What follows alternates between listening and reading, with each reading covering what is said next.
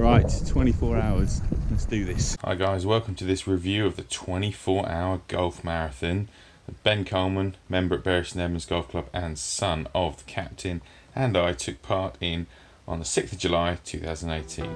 So round number one, Andy Ball, Michael G. Andy Ball is chairman of greens, so in charge of making the golf course look beautiful. Michael G, scratch player, one of my stable of students, playing really well this year. Right, that's whole green in reg, birdie putts coming up. Ooh, a little bit fun. You see my ball? Excellent. Go on. No, don't leave it short for eagle. Fortunately, there was a couple of eagle putts that left short. Never leave That meant that if Ben or I could hole, we'd halve the first hole and start the birdie count. Unfortunately, Ben just missed. So that left me with this putt for the first birdie and halve the hole. That is tough. birdie up first, easy old game, innit? Great swing. It was a great round. The boys both played well. Ben and I did our thing, just getting ourselves around the golf course. The aim of the 24 hours is to try and play 8 rounds, so averaging 3 hours a round, and we're trying to get as many birdies as possible. So there is a sweepstake on the birdies, and that was pretty much all we were playing for. Try and win the 4-ball match and make as many birdies as possible.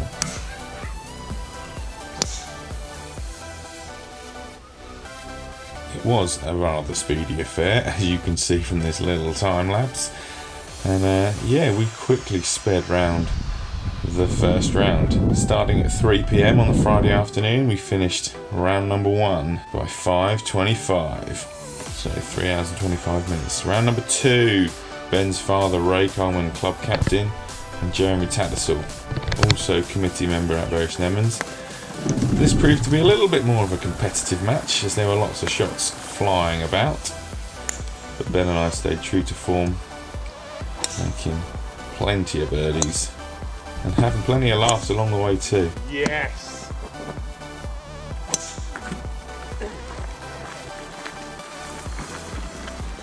As you can see, it was a stinking hot day. Sun was shining and the shorts were out.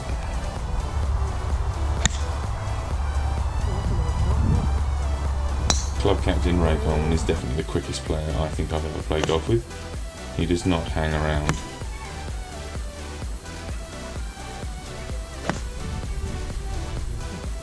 We had a nice amount of support for round number 2 and lots of help with the camera work. As you can see, there's lots of footage from round number 2, which is excellent.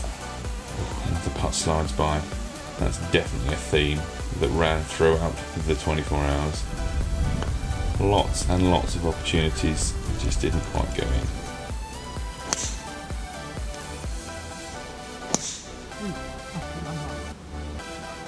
And there we go. Round number 2 in the books, and again another sub 3 hour round. We really got a nice way ahead of the clock by the end of round 2. And 6 birdies in that round meant we went 2-0 up in the match series and took our birdie count to 11. After a quick shower and change, it was time for round number 3. Just a quick mention though for Jeremy Tattersall. If either of Ben or I eagled the last hole, he gave £100 to the charity, and as Ben lipped out from the green and I lipped out from the bunker, thank you very much for continuing to donate. So round number 3, and off we go with club president David Kerswell and club vice captain Martinez Robertsi. It was starting to get dusky, the golf was getting a little bit wayward, but it was great fun. We were counting down the holes until the glow balls would have to come out, and we managed 9 in the dusky light before we had to get the glow balls out. That meant we managed to sneak 3 more birdies on those 9 holes before the glow balls came into fruition. So as you can see, it is starting to get pretty dark at this point. Even the camera is struggling to pick up any light.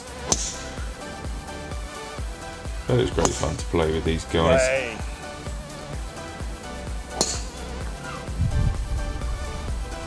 again, the support was fantastic.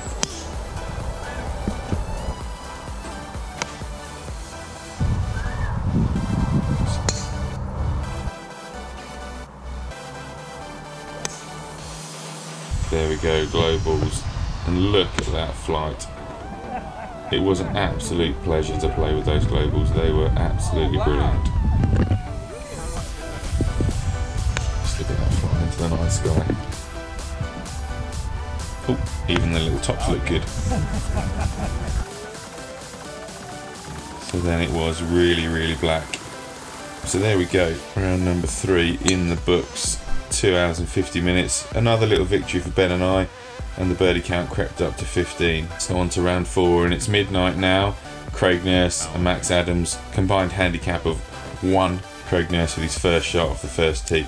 Just a massive thank you at this point to the guys that walked ahead and shone our head torch back towards us so we knew where we were aiming. There was a lot of this going on. Ball going out, but then coming back. A light again. So there we go, round number 4. Unfortunately, Ben and I couldn't add to our birdie count and we lost our first match. So 3 AM and Max continued on with us, this time joined by Phil Graham, another 5 handicapper. And this was really when the glow ball started to fade, but the sun came out and we were back in business with real golf balls. Just a quick word about these glow balls. They were absolutely fantastic when they worked, but they did have a habit of going off. Max Adams, it was a joy to watch you play 36 holes of golf in the dark and 9 holes of those last 36 in the daylight. Played ever so well. Such a bright future for this lad. Almost as bright as the trousers that he chooses to wear. So you can see at this point we've both got a club to lean on. The legs are starting to get a bit weary. We've got 4 rounds in the can. At this point, it's starting to get quite tiring.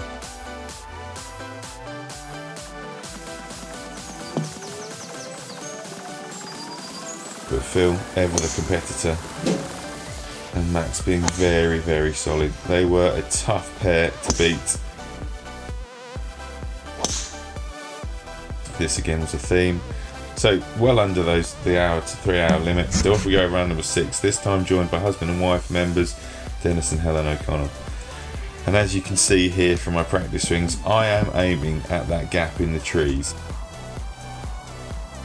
Yes, that gap in the trees. So wish me luck. It's starting to get a bit silly at this point. I still watch it back and think it was a good effort. So there we go, round number 6. A little win again for Ben and I, just under the 3 hour mark, which kept us on track, and a few more birdies took us up to the 18 mark. So round number 7 we were joined by my godfather Kingsley Young and club legend John Cullum, 2 of the 4 guys that competed in the 24-hour marathon 29 years ago. Now John still competes to a very handy 5 or 6 handicap, and Kingsley flirts around the high end of single figures, so both very, very solid golfers. And it was an absolute pleasure that they joined us 29 years after they first did this marathon, along with Ian Proctor, who came along to caddy. Now John Cullum in the red shirt, just a quick mention for what he did during that marathon. During the back end of the 3rd and the start of the 4th round, he birdied 7 holes consecutively. If only we could have had some of that. We're not walking that well. Some good golf played, a few more birdies, but lots and lots of putts that just looked like they should have gone in. There is another birdie kill on camera. Well done, Ben. And by the back 9 we started to loosen up again, and even I managed to slide a birdie in on camera. Well done me. Well done, Simon. Cut these guys. Yeah, they've played here before. Do you think they played these greens before?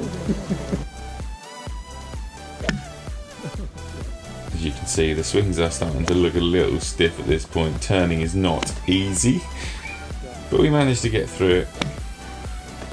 And we even had a couple of birdie putts on the stroke index 1, 16th hole.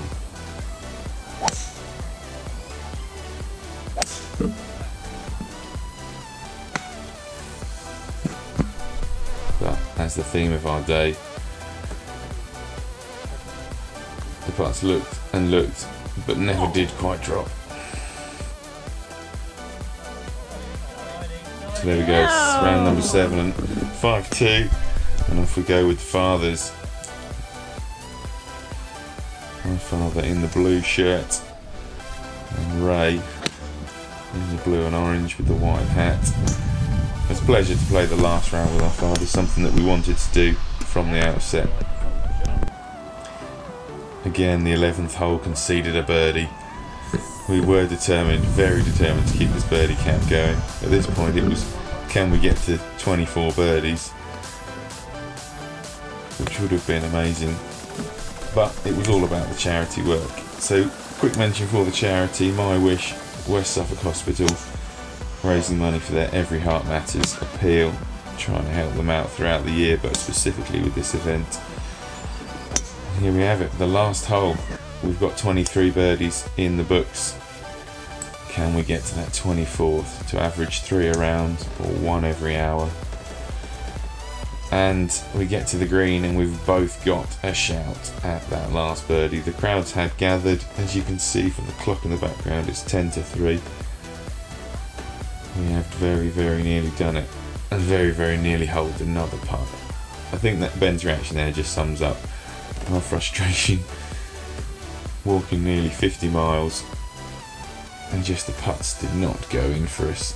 On another day I could easily have seen us get to 50 birdies, but equally so, I suppose there was a bit of luck here and there.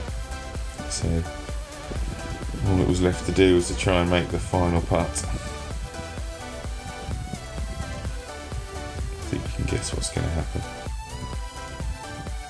Another one slides by, so there we go. 8 rounds of golf, all under 3 hours, 24 hours in total. 5-3 up in the match and 23 in the birdie count. And all that was left to do was to congratulate your playing partners, have a quick cuddle, and then the children run on. And at this point, the camera glitches, just here. They did give me a cuddle and give me a little present, but you'll never see it. So there we go. Ben Coleman, Simon Byford, 24 hours, 8 rounds of golf. Thank you to everybody that donated, everybody that played with us, everybody that came and watched, everyone that supported us. And all that's left to do is relax and recover. Thanks for watching. Okay guys, thanks for sticking around to this point. If you haven't subscribed, then you won't be in KO 10K. Yeah, so we're going to be giving away prizes at various intervals between where we are now and 10,000 subscribers. So if you haven't done it, get on it now.